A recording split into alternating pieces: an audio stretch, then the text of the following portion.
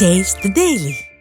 ராணிப்பேட்டை மாவட்டம் சோளிங்கர் முன்னாள் வழக்கறிஞர்கள் சங்க தலைவரும் மூத்த வழக்கறிஞருமான சக்கரவர்த்தி மற்றும் திருவண்ணாமலையைச் சேர்ந்த வழக்கறிஞர் காமராஜ் படுகொலை செய்யப்பட்டதை கண்டித்து தமிழகத்தின் பல்வேறு பகுதிகளில் வழக்கறிஞர்கள் ஆர்ப்பாட்டத்தில் ஈடுபட்டனர்.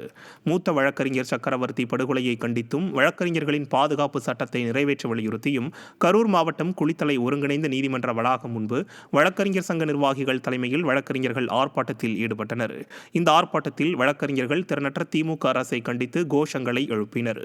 இதேபோல விழுப்புரம் மாவட்டம் செஞ்சி ஒருங்கிணைந்த நீதிமன்றம் முன்பு ஏராளமான வழக்கறிஞர்கள் சாலை மறியல் போராட்டத்தில் ஈடுபட்டனர்.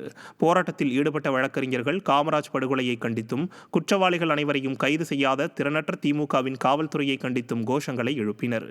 சேலம் மாவட்டம் அஸ்தம்பட்டி பகுதியில் உள்ள ஒருங்கிணைந்த நீதிமன்ற வளாகம் முன்பு வழக்கறிஞர்கள் சக்கரவர்த்தி மற்றும் காமராஜ் ஆகியோர் கொல்லப்பட்டதை கண்டித்து வழக்கறிஞர்கள் ஆர்ப்பாட்டத்தில் ஈடுபட்டனர். மேலும் போராட்டத்தில் வழக்கறிஞர்கள் பாதுகாப்பு சட்டத்தை நிறைவேற்றவும் வலியுறுத்தினர். இதேபோல ராணிப்பேட்டை மாவட்டம் அரக்கோணம் ஒருங்கிணைந்த நீதிமன்ற வளாகம் முன்பு வழக்கறிஞர் பாதுகாப்பு சட்டத்தை நிறைவேற்ற வேண்டும் என்பன உள்ளிட்ட ஏராளமான கோரிக்கைகளை வலியுறுத்தி சாலை மறியல் போராட்டத்தில் ஈடுபட்டனர். இந்த ஆர்ப்பாட்டத்தில் வழக்கறிஞர்கள் திறனற்ற திமுக அரசை கண்டித்து கோஷங்களை எழுப்பினர்.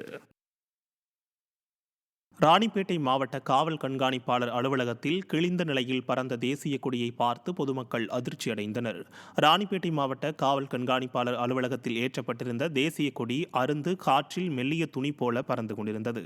கிழிந்த நிலையில் தொங்கிய தேசிய கொடியை பார்த்து அப்பகுதி மக்கள் அதிர்ச்சியடைந்தனர். மேலும் இதை கூட கவனிக்காமல் காவல்துறையினர் என்ன செய்து கொண்டிருக்கிறார்கள் என பொதுமக்கள் கேள்வி எழுப்பியுள்ளனர். திறனற்ற திமுக ஆட்சியில் அதிகாரிகள் அலட்சியத்துடன் செயல்படுவதாக பொதுமக்கள் குற்றம் சாட்டியுள்ளனர்.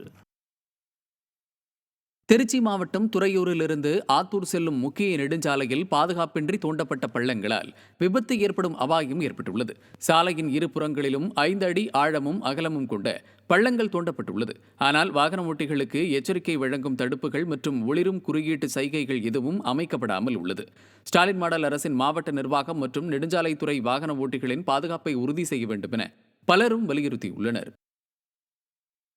பைபாஸ் விரிவாக்கம் பண்ணுறதுக்காக சத்யநாராயண ஒரு இடத்துல ஒரு 10 அடி அகலத்துக்கு 7 அடி ஆழத்துக்கு பறிச்சிருக்காங்க. ஆனால் பறிச்சதெல்லாம் ஒன்றும் பிரச்சனை இல்லைங்க. அதை விபத்து பகுதி அப்படி ஏதாவது ஒரு பேனராவது ஒட்டு வச்சிருங்க, இல்லைனா ரிப்பனாவது கட்டி விடணுங்க. எங்களுக்கு தெரிஞ்சுக்குது, அதனால் நாங்கள் கொஞ்சம் உஷாராகிக்கிறோம். தெரியாதவங்க நிறைய பேர் வர்றாங்க. வேல்படி சேலம் பஸ்ஸு, பெங்களூர் பஸ்ஸு, இப்படி திருவண்ணாமலை போகிற பஸ்ஸுங்கெல்லாம் முக்கியமாக அந்த சேலம் இந்த மாதிரி போகிற வண்டிகள்லாம் அந்த லைன்லாம் போகுதுங்க. புதுசாக வர டிரைவர்களுக்கு தெரிய வாய்ப்பு இல்லைங்க. தஞ்சை மாவட்டம் பாபநாசத்தில் பருத்தி கொள்முதல் விலை தொடர்ந்து சரிந்து வருவதால் பருத்தி சாகுபடி அழிந்துவிடும் அபாயம் ஏற்பட்டுள்ளது. பாபநாசம் தாலுகாவில் ஏராளமான விவசாயிகள் பருத்தி சாகுபடி செய்துள்ளனர். பருத்திக்கு நிரந்தர விலை கிடைக்காததால் கடந்த 2 ஆண்டுகளாக விவசாயிகள் நஷ்டத்தை சந்தித்து வருகின்றனர். இந்நிலையில் கொள்முதல் விலை சரிவால் பருத்தி சாகுபடி அழிந்துவிடும் சூழ்நிலை ஏற்பட்டுள்ளது. விடியா ஸ்டாலின் அரசு ஒழுங்குமுறை விற்பனை கூடங்களில் நிரந்தர விலை நிர்ணயம் செய்ய விவசாயிகள் கோரிக்கை விடுத்துள்ளனர்.